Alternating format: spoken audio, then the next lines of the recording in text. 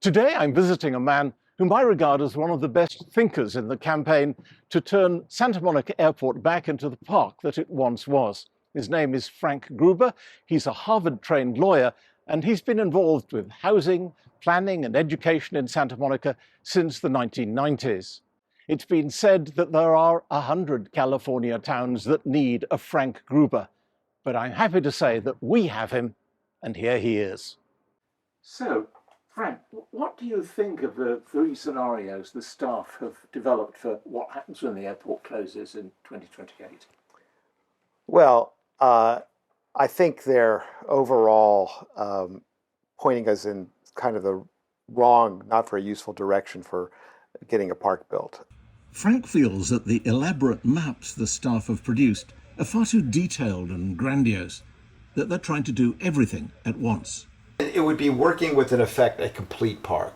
And I think that's a mistake because realistically, we're not going to build all that stuff. And a lot of that stuff is going to require a vote of the people, which anything that's going to go to the people for a vote needs its own process. I mean, in other words, if you're going to build a hotel or if you're going to build an amphitheater, that would have to have its own planning process. And that delays things even further. It's not going to happen. So what I would suggest they do is focus on a 5 to 10 year span after closure. Closure comes January 1st, 2029. You have to start in a thinking more finitely, more realistically, based upon what's easy to do and less expensive, and make it relate to how much money you have from different sources at different times. So, if the staff scenarios have got it wrong, where would Frank start? I would start with low impact things like fields, walking pathways. A lot of environmental restoration is low impact. Shouldn't be that expensive. We could have portable toilets to start with for our sports fields rather than having to plumb in permanent facilities. We can have food trucks, et cetera, that kind of thing, pop-ups, without having to go to the process of having a restaurant built or something like that. One of the most popular features of a park that's come through all the public outreach, going way back, is something like a water feature. Could be a pond, could be different kinds of things. It's possible that could be paid for by water bond money.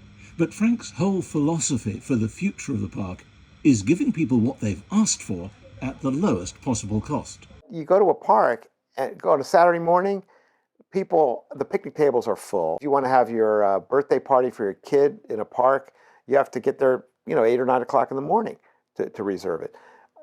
Santa Monica is 70% renters in apartments. I think another 10% people in condominiums. Our residents don't have backyards, and they need picnic tables. And a picnic table and some trees for shade, it's not the most expensive thing to build. But starting modestly and cutting your coat according to your cloth doesn't necessarily mean having to give up some big-ticket items. There's also the role of philanthropy. In Santa Monica, that's been a big deal. Annenberg Beach House, built by the Annenbergs. Broad Stage, endowed by the Broad Foundation. Santa Monica definitely needs another swimming pool. Maybe once we have that plan, a philanthropist comes along and says, wow, I would like to have my name on the aquatic center. Or maybe a bathing suit company comes in and says, well, we'd like to have our name on the aquatic center. You never know what could happen, but you have to get the ball rolling. And once the ball is rolling, it's amazing how much can be achieved. Now, what they've just done this spring in San Francisco is they closed down a highway that ran along the western edge of the city at the beach going towards the ocean. And they've turned that into a 50-acre park. And for $1 million, just $1 million, they opened up the park. It's 50 acres, quite considerable. And in the first month, apparently, according to the New York Times, 150,000 people came down to use it. They are now starting a planning process to figure out what the future will do with these 50 acres, and undoubtedly they'll come up with something more elaborate. But in the meantime, there's a park. It's this leap of imagination that Frank Gruber is urging on the council right now. Don't saddle the city with elaborate plans we can't afford. Start with what we can do and build from there.